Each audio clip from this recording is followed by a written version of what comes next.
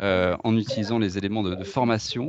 Alors peut-être juste un point sur les règles, je vais vous demander de couper les micros, parce que je vois qu'une dame s'est inscrite. Ah, je sais pas, voilà, merci beaucoup. Désolé pour le petit problème technique. De couper vos micros parce que le webinaire est enregistré et il sera évidemment disponible en replay. Donc voilà, c'est pour aussi le confort d'écoute de tout le monde. Donc voilà, et puis vous pouvez également couper vos caméras si vous le souhaitez. Je suis en lien avec Solène Véro qui évidemment est également dans la coordination de ce webinaire, qui pourra répondre aussi et prendre vos questions par le chat. Et n'hésitez pas, si vous souhaitez prendre la parole, à passer par le chat pour la demander ou à lever la main. Solène et moi, on essaiera d'être réactifs pour vous la donner. Voilà. Donc aujourd'hui et jusqu'à 12h30, on va tenter de respecter les horaires. On a deux illustrations qu'on souhaitait vous mettre en avant sur cette thématique du recrutement autrement, recruter autrement. La première, c'est le témoignage de Dorothée Trichereau, qui est donc directrice des ressources humaines au groupe Vive 3, enfin Vive 3 du groupe Vive, au niveau de la mutualité, qui nous expliquera un peu ce qu'elle a pu mettre en place au niveau du groupe sur notamment la création d'une promotion d'agents d'accompagnement aux personnes âgées. Le deuxième témoignage sera plutôt là autour du secteur médico-social avec Arnaud Guasguen, directeur général de la DAPAI 44, et également avec lui Émilie Vautier, qui est chef du pôle organisation des formations sanitaires et sociales au Conseil régional des Pays de la Loire, et qui a mis en place là plutôt des formations sur deux métiers, moniteur éducateur et éducateur spécialisé. Vous nous expliquer comment est-ce qu'ils ont mis en place et comment est-ce que ça les aidait à recruter sur ces métiers en tension. Voilà. Voilà pour le cadre. Dorothée, je te laisse peut-être commencer pour nous expliquer un peu voilà, ton initiative ou l'initiative de Vive 3. Il y a un support également qui va être présenté en même temps, voilà, pour une dizaine de minutes, si tu le veux bien.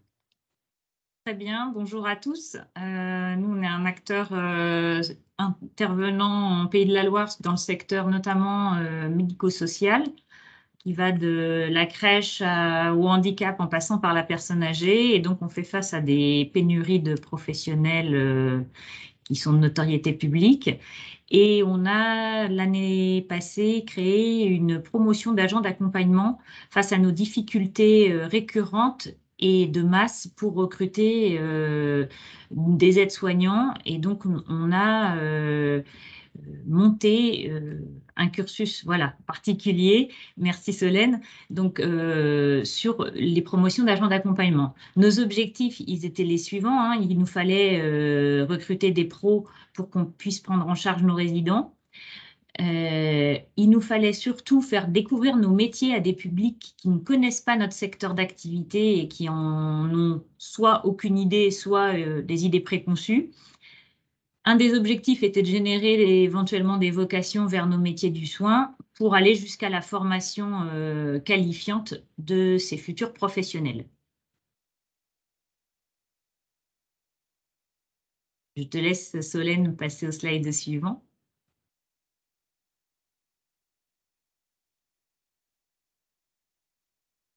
Donc, on a créé une certification qui s'appelle Agent d'accompagnement et qu'on a montée alors en partenariat avec l'OPCO Santé, comme c'est indiqué plus bas, qui est notre fonds financeur de formation, et avec le concours de Pôle emploi dans le cadre d'une préparation opérationnelle à l'emploi collectif, une POEC.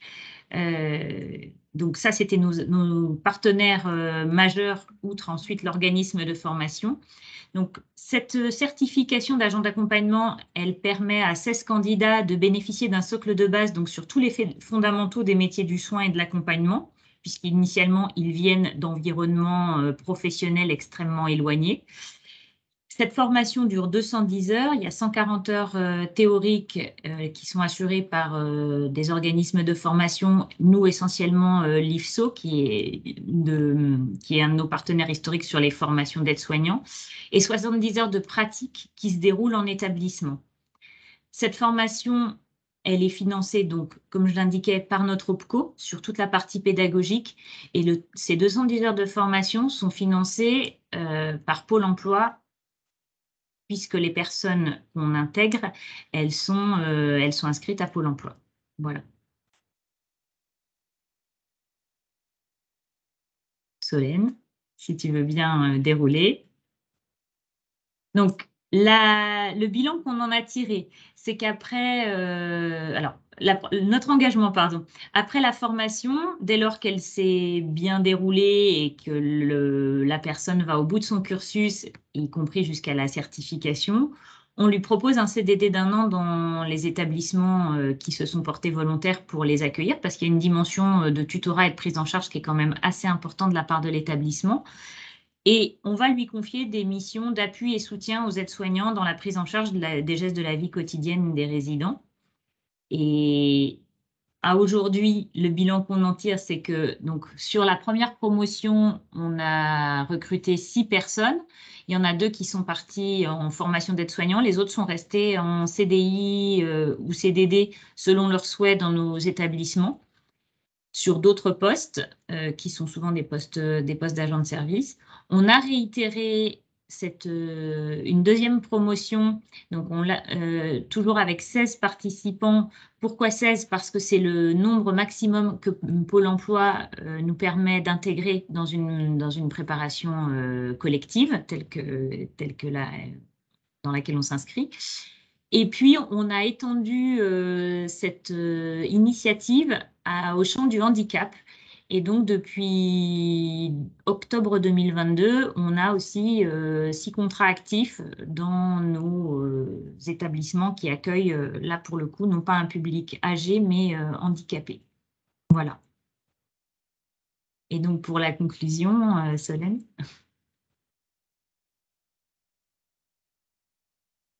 Tu peux changer. Voilà, on a quelques chiffres qui, pour nous, sont assez parlants.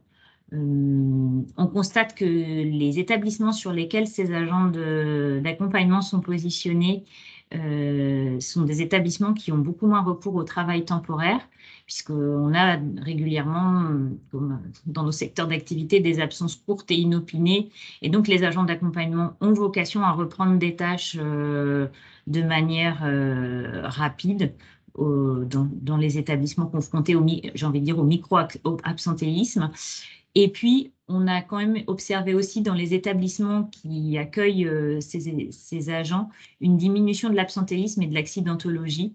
Ça amène un meilleur confort aussi à nos professionnels. Ils l'expriment, de savoir qu'il peut y avoir un collègue présent et prêt à prendre en charge les résidents si toutefois il y a un absent le matin. C'est beaucoup plus serein pour eux. L'avantage aussi qu'on note, c'est que nos résidents sont pris en charge par des professionnels qui les connaissent et qui connaissent bien l'établissement. Et ça, en termes de qualité de service et de soins, c'est aussi extrêmement bénéfique. Voilà. Merci Dorothée sur ce témoignage. Je crois qu'il y a une dernière diapo sur tes contacts si vous souhaitez poursuivre aussi les échanges sur la base de ce témoignage. Peut-être y a-t-il des questions? Peut-être moi j'en ai une, Dorothée, c'est sur le recrutement. Comment est-ce que tu as pu identifier les personnes, les stagiaires? C'est Pôle emploi, c'est vous qui avez activé voilà, comment est-ce que vous avez pu faire sur ça? Alors, Pôle emploi beaucoup, mais aussi tous les partenaires avec lesquels on travaille, les missions locales et de nombreuses associations d'insertion diverses et variées. Voilà. Ok, ça marche. Merci beaucoup. Est-ce qu'il y a des questions, des réactions sur ça avant de passer sur l'autre témoignage? J'en vois pas. Du coup, on peut passer. Puis s'il y a des questions en fin d'échange, n'hésitez pas. C'est fait pour ça. On est sur un format court, mais voilà, n'hésitez pas à nous interpeller. C'est des questions aussi de précision à apporter. Peut-être pour poursuivre, je te remercie Dorothée du coup pour ces éléments. Et pour poursuivre, Arnaud, du coup, Arnaud Coisguen, donc directeur général de l'ADAPEI 44, donc un autre acteur de l'économie sociale et solidaire sur le secteur médico-social. un acteur important, hein. Tu nous diras, je sais plus combien de salariés tu as. Ça, je pense que c'est important aussi de le préciser en termes de typologie de structure. Sur deux métiers que vous avez essayé de développer, moniteur éducateur et éducateur spécialisé, où vous aviez du mal à recruter. Voilà, peut-être que à toi la parole pour nous expliquer un peu Merci, comment vous merci avez fait. beaucoup. Merci beaucoup, merci d'être présent en tout cas pour un échange retour d'expérience. Alors je suis un artisan moi par rapport à Dorothée puisque j'ai pas préparé de PowerPoint, je n'ai pas ces compétences-là. Je vais faire un bref rappel sur ce qu'est l'ADAPEI et un bref rappel du contexte aussi avant de revenir dans le cœur du sujet. L'ADAPEI Loire-Atlantique avec son partenaire APUI, c'est à peu près 2300, pas loin, presque, ou 2250 salariés sur l'ensemble du département. Sur la partie exclusivement médico-sociale, hein. J'extrais volontairement tout ce qui va être entreprise adaptée, etc., etc. Donc sur la partie médico-sociale, on est en effet un acteur important, de la même façon que Vive et on est vraiment des institutions qui sont en capacité de recruter énormément et qui avont certainement un rôle à jouer dans le coup d'après. Je m'expliquerai aussi par la suite.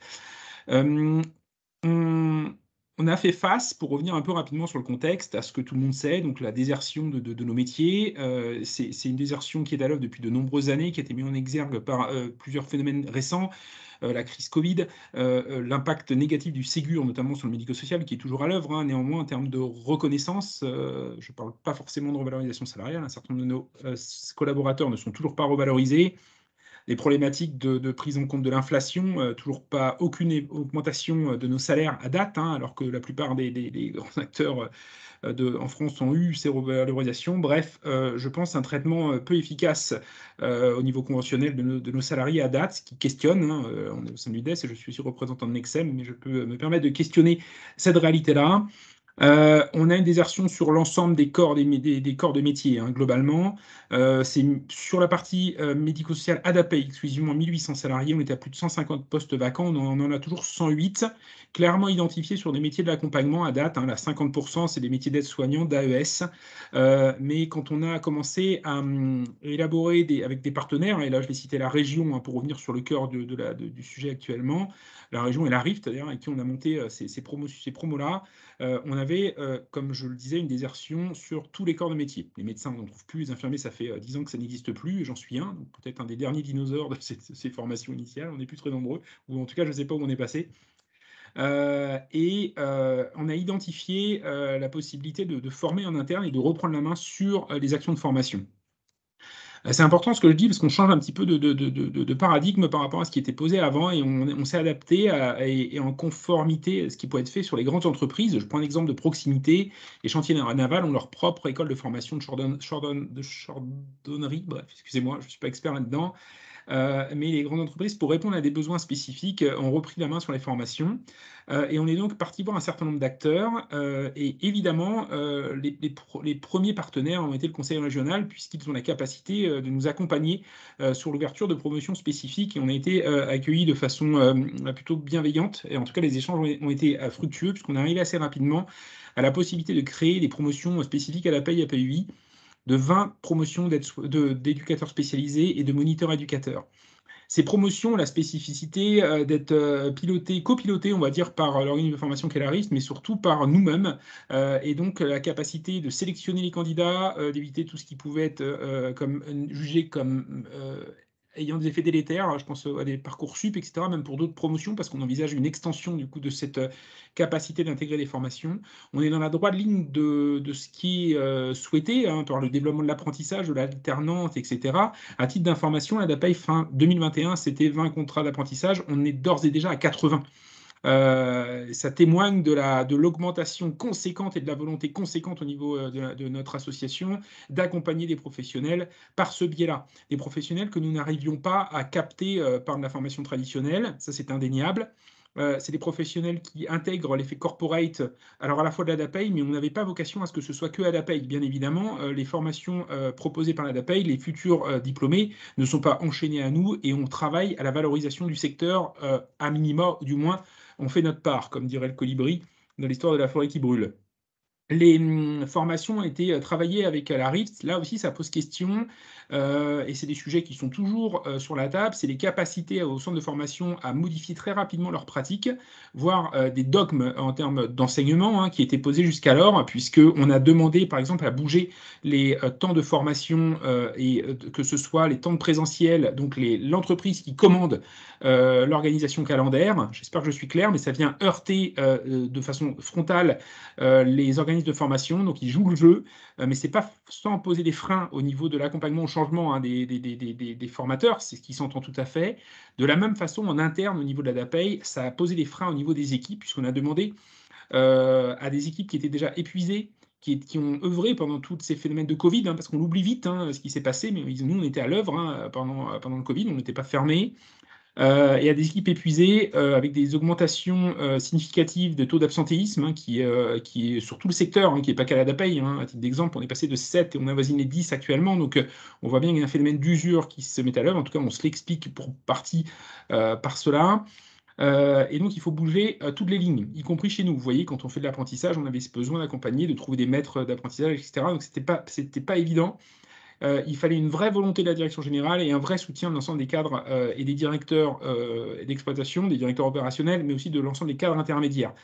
Certains sites étant plus en capacité d'accueil que d'autres, quoi qu'il en soit, tout le monde, je pense, a pris conscience, y compris les syndicats, de l'intérêt d'accompagner ces futurs collaborateurs, parce que ce sont vraiment nos futurs collaborateurs par la suite. Et voilà sur quoi on a travaillé, donc là encore une fois avec le soutien de la région. Quand on a vu la réussite de ce dispositif-là, alors pour répondre aussi à la question que tu as posée à Dorothée, Charles, c'était des professionnels qui étaient d'ores et déjà dans l'environnement proche de la DAPEI. Par plusieurs raisons. Soit des personnes qui étaient en lien, des jeunes dont les parents travaillaient à la DAPEI, puisqu'on avait ouvert aussi cette possibilité-là, qui avaient envie de se former, soit des gens qui avaient déjà fait des remplacements de près ou de loin, soit des gens qui étaient venus en renfort, de la même façon qu'a expliqué Dorothée tout à l'heure, qui étaient venus en renfort pendant la période Covid, où on avait lancé, quand il y avait des fermetures, où toute la France était à l'arrêt, des recrutements spécifiques pour venir en renfort sur des tâches annexes, comme expliquait Dorothée, auprès de nos équipes. Donc on avait, si vous voulez, un certain nombre de professionnels qui étaient très éloignés du médico-social, qui ont découvert le médico-social par ce biais-là, et on a réussi à intégrer du monde dans ces formations-là. Et évidemment, des gens qui avaient envie d'acquérir et de développer des compétences au sein de la DAPEI. C'est important parce que ça permettait de garder des gens qui avaient des niveaux, pas les niveaux de bac plus 2, enfin de moniteur ou d'éducateur, qui avaient des formations en dessous et qu'on a pu accompagner dans cette formation-là. Donc c'est pas forcément que de la création de futurs professionnels. Vous voyez, par contre, on sait que si on le fait, c'est des gens qui vont continuer à s'investir dans notre domaine, etc. En complément de ça, quand on a vu la réussite de ce travail-là, on a commencé un travail, bien évidemment, au niveau des lycées professionnels dans un premier temps. Et on s'est déplacé dans les lycées professionnels, encore une fois par souci d'attractivité du métier, et surtout leur expliquer qui nous étions. Il est apparu lors de mes interventions que les jeunes, actuellement, c'est pas du tout péjoratif ce que je dis, mais une réalité, une évolution réelle de notre société, auquel je pense à un type comme moi qui a, du haut de mes 30 ans, alors j'en ai un petit peu plus, mais je ne dirais pas mon âge, mais je suis en décalage réel avec ce que vivent nos jeunes actuellement lycéens. Je faisais l'introduction, et j'en ai vu plusieurs des promotions, en leur disant, c'était à l'époque de l'affaire Orpea, est-ce que vous connaissez Orpea? Personne ne connaissait Orpea, alors que c'était dans la presse de tous les jours, à la télé, etc. Et je leur dis, est-ce que vous connaissez la DAPEI? C'était parler de moi, enfin de l'institution que je représente, institution importante sur le territoire le champ du handicap, c'est la moitié de l'offre du handicap sur le département avec la PUI. Hormis les jeunes qui avaient des personnes accompagnées par un établissement, personne ne connaissait. Donc ça me posait quand même beaucoup de questions quant à notre capacité d'aller travailler notre attractivité métier par la suite avec des jeunes qui ne parlent pas nos codes et nos codes de communication. Ils ne viennent pas sur nos sites internet, ils ne lisent pas la presse grand public, etc. Donc, ils sont sur des réseaux sociaux et des réseaux sociaux qui se partagent exactement les mêmes informations entre eux. C'est très particulier à voir depuis que j'ai commencé à m'intéresser de près à ce phénomène du coup, de transmission de l'information sur cette partie générationnelle. Et on s'aperçoit qu'on doit aller les taper beaucoup plus fort, les taper dans le sens noble du terme, c'est être impactant. Donc c'est un travail que je souhaite mener avec l'ensemble des acteurs du secteur, y compris Vive, de pouvoir poursuivre ces interventions, parce que je ne pourrais pas évidemment le faire tout seul. On signe une convention au niveau régional avec Excellence Pro, qui est le réseau des lycées professionnels privés sous contrat, la semaine prochaine avec l'ensemble des ADAPI régions pour continuer à impacter au niveau des lycées professionnels. Et j'ai rencontré l'Éducation nationale la semaine dernière qui est excessivement favorable à asseoir la même convention, une convention relativement similaire, à la fois sur leur lycée pro, mais également, et c'est intéressant puisque c'était leur idée, sur des filières plus classiques, de manière à pouvoir envisager également des promotions d'infirmiers, etc. Vous voyez, sur des filières de lycée classiques. On est en cours d'élaboration de cette convention qui sera portée, je l'espère, avec l'ensemble des ADAPEI régions. Au-delà de ça, et on voit bien les phénomènes que je veux vous dire, c'est que les jeunes qui sont déjà dans ces filières, éventuellement lycée pro ou lycée général, avec des bacs qui sont spécifiques, alors moi, j'y connaissais rien, puisque c'est l'éducation nationale qui m'expliquait ça, mais les bacs S, ça n'existe plus.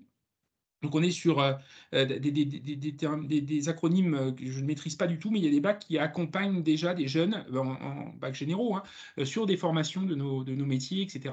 Mais ces jeunes-là sont déjà, si vous voulez, quelque part acculturés ou ont déjà une envie de travailler dans notre secteur. Je ne parlerai absolument pas de vocation, je suis très très vigilant sur ce terme-là. Et je pense qu'il faut qu'on aille aussi travailler auprès des classes de collège et également travailler auprès des professeurs qui sont certainement un des grands vecteurs de transmission des valeurs de notre secteur d'activité.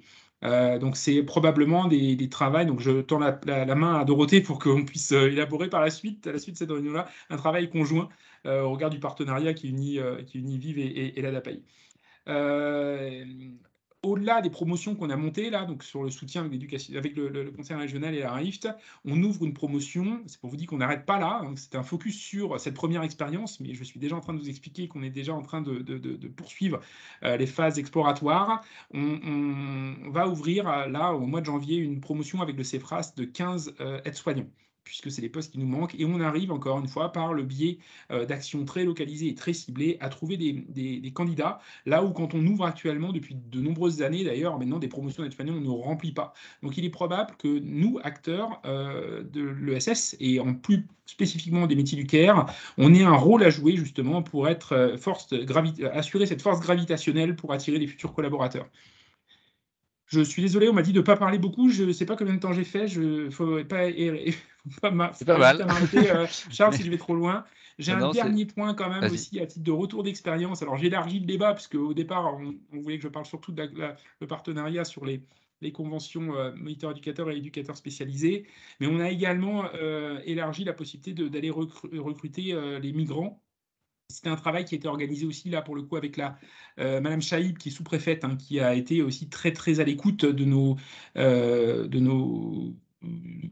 perspectives qu'on pouvait porter aussi avec cette population-là. Ça a été excessivement compliqué pour plein de raisons, mais on a aussi exploré cette possibilité d'intégrer des migrants ou des réfugiés. Hein. On a parlé des Ukrainiens récemment, hein, qui sont venus en France. Ça a été un travail qui a été mené, mais c'est vraiment, vraiment un autre sujet pour nous. Enfin, moi qui essaie de piloter à peu près ces démarches-là, on est vraiment, vraiment sur complètement un autre sujet, et on ne peut pas dupliquer les démarches qui sont employées actuellement dans des filières plus traditionnelles ou de formation, de centres de formation ou éducation nationale ou lycée professionnel avec l'intégration de migrants. C'est à mettre complètement pour moi, à mettre complètement de côté. On est vraiment sur d'autres modalités d'appropriation à la fois et du public et puis des modalités d'accompagnement. J'espère avoir été clair. Et Ça pas me trop long. semble clair. Merci Arnaud. S'il y a des questions, j'ai vu qu'il y avait quelques questions, mais je vais tout de suite quand même donner la parole à Émilie Vautier du Conseil régional, qui justement a accompagné et a joué un rôle, hein, comme tu l'as dit Arnaud, sur cette initiative. Peut-être Madame Vautier, voilà, l'évoquer et évoquer l'action du Conseil régional sur ce sujet. Oui, bonjour à tous. Alors je peux commencer peut-être par, vous redonner quelques éléments de cadrage sur, les compétences régionales en matière de formation sanitaire et sociale.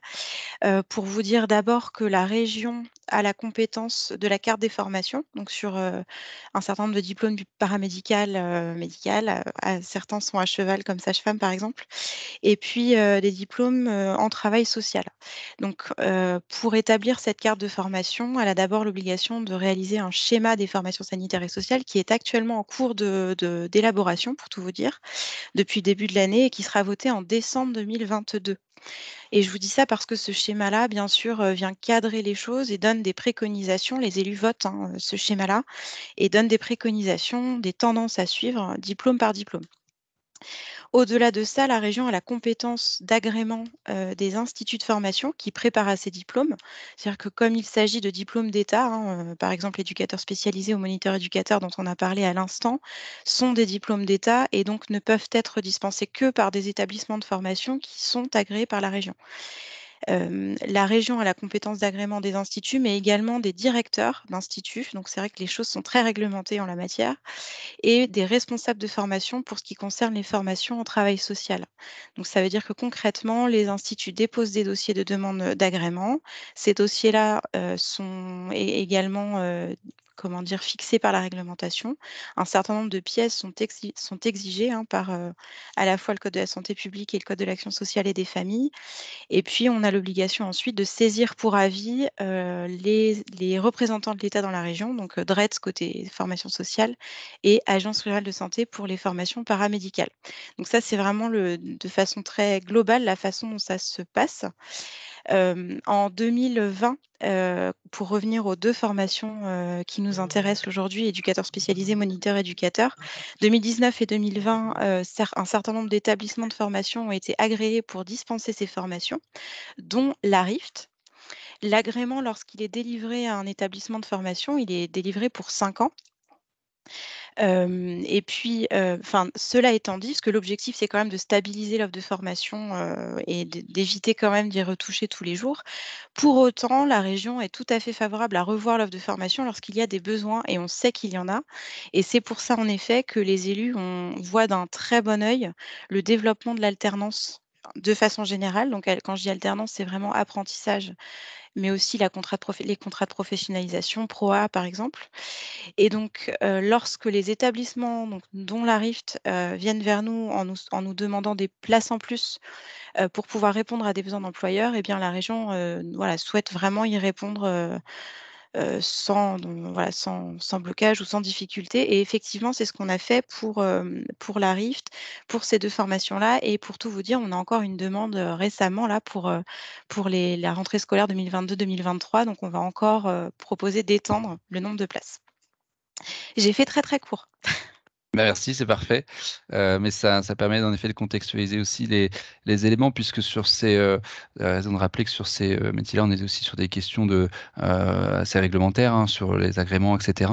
Là, on a dans les participants peut-être des structures qui sont issues d'autres secteurs, qui ne sont pas soumis à ce type ce qui pourrait être vu comme des contraintes administratives, en tout cas dans les délais, parce que je vois qu'il y a des questions sur les délais, mais que malgré tout, ça prend assez peu de temps, parce que Arnaud, tu répondais que ça avait pris à peu près 3 mois dans le montage, hein, j'entends. Dorothée, peut-être que je peux te poser cette question. Combien de temps ça a pris sur le montage de la formation? Arnaud, vas-y, pardon, parce que je vois que tu l'avais Non, lu. en complément, parce que la question était. Alors, Madame Gâteau avait peut-être posé la question à Dorothée. Moi, je l'ai répondu. C'était peut-être pas du tout à moi que c'était adressé. Non, mais Mais dans les deux cas, c'est on a intéressant. été. L'ensemble des parties prenantes ont été très réactifs. Mais le conseil régional la région avait connaissance des difficultés sectorielles aussi, hein. Donc, on est dans un Ouais. contexte d'énormes difficultés. Quand on a pu solliciter les élus, on a eu une réponse très rapide. Très très rapide, et la RIFT a été très très vite aussi à nos côtés pour travailler. Donc ça peut paraître longtemps, 3 mois, mais ça dépend à quel moment en fait on se dit qu'on a commencé vraiment le projet. C'est pour ça qu'on a un peu du mal à répondre, parce qu'on travaillait à rechercher des pistes depuis, comme tous, avec Dorothée, depuis très longtemps, hein, depuis le début du Covid, etc. On était tellement en difficulté, et que quand on a eu cette perspective-là, on s'est dit, allez, on prend la main, on va aller les former nous-mêmes, entre guillemets, parce qu'on voit bien que c'est pas nous, hein, il y a une règle, mais on a essayé de construire quelque chose entre nous, utilisateurs, les donneurs d'ordre que sont la région et les centres de formation. On a construit quelque chose qui, pour moi, et pourtant je suis quelqu'un qui râle tout le temps dès lors que c'est pas fait dans la minute, je trouve qu'on a été très réactif. La région a été très réactive pour le coup, et la RIFT a été en capacité aussi de mettre en œuvre voilà. Et pourtant je râle, hein, tout le temps. Donc là, pour le coup, si je le dis, c'est que ça a été quand même assez Important exemplaire, je de trouve. le souligner. Et Mm. Dorothée, ton côté, peut-être Une sur ça? genèse, comme Arnaud, une genèse beaucoup plus antérieure que son déploiement, hein. Ça faisait un moment qu'on envisageait de professionnaliser tous ces gens qui venaient de temps en temps dans nos établissements et qui n'avaient pas du tout de connaissances initialement. On est sur un délai assez identique, peut-être un peu plus long, je dirais 4-5 mois. Et par contre, nous, c'est tout le montage administratif. Et une fois que ça a été mis en place, je dois dire que pour les 2 promos suivantes qu'on a déployées, on est un peu sur l'autoroute maintenant. Mhm. Ok. Est-ce qu'il y a d'autres questions? Je vois qu'il y a une question de Xavier de Beauvoir sur le. Alors, je suis pas sûr de bien la comprendre, mais quel résultat pour les réseaux sociaux des jeunes? J'imagine que ça fait référence à toi, Arnaud, ce que tu Je évoquais. pense, Mais ouais, ouais. Alors, donc c'est un peut-être dans très la beau manière nom, dont tu peux communiquer. Monsieur de Voilà. Beauvoir, pour le coup. Mais on, on- j'ai pas forcément la main là-dessus. On retravaille avec le conseil départemental récemment. J'ai pu échanger avec eux puisqu'ils ont mis en place notamment une plateforme d'attractivité de métier avec un site internet. Mais on s'aperçoit que les sites internet sont limite dépassés. Et ils servent éventuellement au corporate, au B2B, etc. Mais on n'est plus du tout là-dedans. Les jeunes sont plus là-dedans, ce qui était ma génération éventuellement. Mais donc on voit qu'on les impacte pas par les sites internet. Et les réseaux sociaux, moi, j'ai pas les codes du tout. Les échanges qu'on a pu avoir, c'était de se dire qu'il faut peut-être aller rechercher des influenceurs. C'est bizarre, hein, ça me fait mal quand je dis ça, parce que du coup, c'est vraiment des choses que j'ai beaucoup de mal à intégrer, vous voyez, où l'opinion prime sur la raison, etc. Enfin, ça témoigne quand même de l'évolution actuellement de nos sociétés, mais c'est une réalité, ça se passe aussi là. Et à mon avis, la politique de la chaise vide n'est pas la bonne. Il vaut mieux qu'on puisse les impacter fortement et être vecteur de l'information aussi via ces réseaux sociaux. Donc, influenceur ne veut pas dire forcément des choses rebalancées à tout et n'importe comment avec des Mm. effets discriminants sur tout le monde. Si c'est nous qui les maîtrisons, on peut avoir un discours aussi très qualitatif par ce biais-là. Vous voyez, je ne parle pas d'influenceurs comme on voit l'image qu'on en a actuellement assez négative. Parce qu'une fois que vous impactez les réseaux sociaux, ils se partagent ces informations-là. Les seuls éléments sur lesquels on a pu rentrer en contact, c'est dans le cadre des interventions, donc c'est très très très marginal, Mm. des interventions au lycée, c'est d'avoir des contacts avec des jeunes qui sont venus nous voir. Hein. Il y en a qui, après des interventions, dans le Talensac qui est à côté, il y en a une dizaine de jeunes qui sont venus au siège pour demander des informations, des stages, etc. Comme quoi ça fonctionne quand on est là. On est sur une autre appropriation de la représentation de ce qu'est l'entreprise. C'est-à-dire, je la personnalisais quand j'étais là, quand je faisais mes interventions. Et du coup, on a pris contact via nos réseaux sociaux avec ces jeunes-là. Et on pense que du coup, ça diffuse forcément entre eux. Il suffit qu'ils refassent un like sur ce qu'on fait. Ouais. Par contre, on ne parle pas, on a du mal à parler des cœurs de métier. On est sur des éléments un peu annexes qui viennent porter ce qui était un peu la googlisation, les campus Google aux États-Unis, sur des effets annexes qui viennent travailler des effets corporate. Donc, on communique beaucoup sur notre bateau qui fait la route du Rhum actuellement. Quand je dis Mm. notre bateau, c'est en partenariat avec des entreprises, donc on est 10e. On veut faire le Vendée parce qu'on sait que c'est des choses qui sont très, très suivies hein, pour le coup. Et on doit trouver d'autres vecteurs à côté qui viennent en complément. Vous voyez, pour travailler l'attractivité de notre métier, mais qui viennent en complément. On est obligé d'apporter autre chose en Mm. plus. Et on est vraiment sur cette évolution-là, et ce qu'on a pu apparaître il y a une dizaine d'années comme évolution sur la relation de travail aux États-Unis, quoi, je pense. Mm. Donc, beaucoup de travail à faire sur les réseaux sociaux, et c'est un chantier que je ne maîtrise pas. Il faut trouver vraiment des gens compétents là-dessus, et peut-être qu'avec l'ensemble des partenaires, on arrivera à trouver des moyens d'impacter ce réseau-là. C'est intéressant. Peut-être Dorothée, sur ça, en tant que DRH, j'imagine que tu es évidemment très intéressé sur le sujet, sur la manière de communiquer. On peut peut-être conclure là-dessus, sauf s'il y a d'autres de questions, mais ça, voilà, ça pose la question de comment on communique auprès de plus jeunes publics, mais de différents publics. Comment on communique, comment on les capte, parce qu'on fait des Ouais. journées portes ouvertes régulièrement et on se rend compte qu'on ne remplit pas nos établissements comme ça. Donc, nous aussi, sur les réseaux sociaux, on est avec notre service communication hein, en recherche du meilleur moyen d'approcher les jeunes. Je pense que le présentiel dans les écoles, y compris les collèges, c'est quelque chose aussi qu'on a identifié. Il faut aller les chercher finalement assez tôt dans le parcours d'orientation. Donc, voilà ce que je peux dire sur les Ouais. réseaux. Et que ces initiatives, peut-être, elles peuvent sembler aux personnes qui sont présentes assez minimes en termes de résultats par rapport à la volumétrie de postes qu'on peut avoir. Sauf que dans nos secteurs d'activité, on n'aura pas une réponse unique à nos problématiques de recrutement. Et j'ai envie de dire, c'est une diversification d'actions qui nous permettra demain de recruter autrement. Mm. Je te remercie pour cet éclairage complémentaire du coup et pour vos différentes interventions et témoignages. On en a terminé là-dessus, sauf s'il y a d'autres questions, mais du coup, je vous remercie pour votre participation. Ce webinaire sera disponible en replay sur les différents sites des différents partenaires. Donc, je vais les citer évidemment, c'est l'UDES, le MEDEF, la CPME, l'UDP des Pays de la Loire et la FNSEA, et évidemment en partenariat aussi avec la préfecture de région région Pays de la Loire. Donc voilà, n'hésitez pas à les relayer et à nous contacter si vous souhaitez poursuivre les échanges sur ces sujets de recrutement. Voilà, je vous souhaite un très bon appétit et une très bonne journée, un très bon week-end et à très bientôt.